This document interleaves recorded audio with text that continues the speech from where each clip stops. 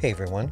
So I've always wanted to try vintage lenses on my Sony A7C, and upon searching for a vintage lens, I came across this one, the Helios 44-2, which has been the most hyped up lens I've seen all over YouTube. Russian Helios 44-2. So today I have the Helios. This is the Helios. I figured what better lens to start with, so I picked one up myself. For me, at the time of purchase, I paid roughly around $50 plus $25 shipping. And of course, to use it on your camera, you'd need some sort of adapter. In my case, I purchased the K&F Concept M42 to Next adapter, which cost me around $45 Canadian, but there are cheaper options out there. I'm not going to go into all the technical details, but I'll leave a couple of my favorite reviews on this lens in the description below. Now, this lens is known for its unique background blur, which gives a very swirly effect, almost as if you're putting a radial blur in the background.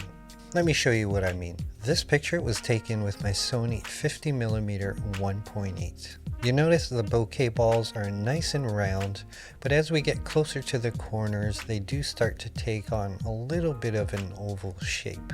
As we look at the Helios, you'll notice the corners render more of that oval shape bokeh. Now look at the bottom right corner of the Helios and you'll notice that unique pattern it produces. As we look at the wider shot, it's more evident in this shot.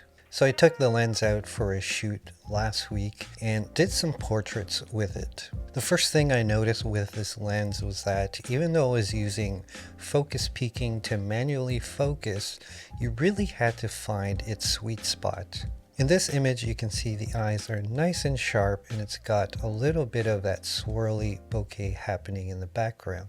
And that swirl in the background is a bit more evident in this image, but if I were to zoom in closer here, you can see that the focus on the eyes isn't as accurate. It's more on the shoulder here. I quickly discovered that even with focus peaking, I would really have to be careful on my focus range. And one of the things that I would do was lock on focus with focus peaking and then move my body either in or out just to get an idea where the lens was focusing on, and I would take several shots just to see where that sweet spot was. One of the other characteristics I really love about this lens is that if you had color and texture in the background, because of its imperfections, it renders a background that almost looks like painted brush strokes.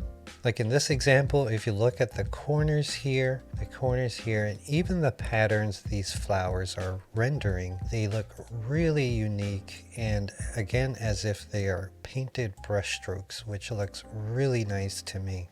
And even in this example where you see a lot of bokeh present, the oval patterns give it this very unique look. In terms of editing images from the Helios, you'll notice that the tone range is all in the midtones. If we take a look at the histogram, you'll see that throughout the color tonal range and even the exposure range, you'll see that there practically are no shadows or contrasts, which is very common for raw files, but in this case, it's almost a bit extreme.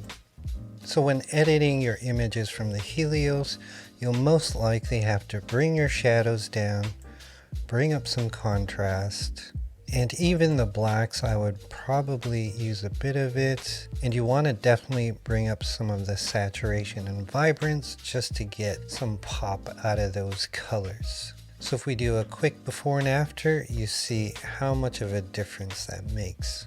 One of the odd things about this lens is that the aperture ring is located at the front of the lens, and it also has this locking mechanism where you can set the aperture to, let's say, f4, which locks a range to, let's say I set it to f4, then I can only go from f2 to f4. And regarding focusing smoothness, it works fairly well. There's enough resistance and tension so that when you go to focus, it's nice and smooth. I'll freely admit that my manual focusing needs work. There were a lot of shots that I missed due to poor technique, but I could see why this lens is so hyped up. and it's gotten me more interested in other vintage lenses as I look all over eBay and Amazon for some hidden gems. So if you're a vintage lens owner, let me know in the comments below, what is your favorite vintage lens that I could possibly try out? And I'm also going to try this lens for a video very soon, so stay tuned for that.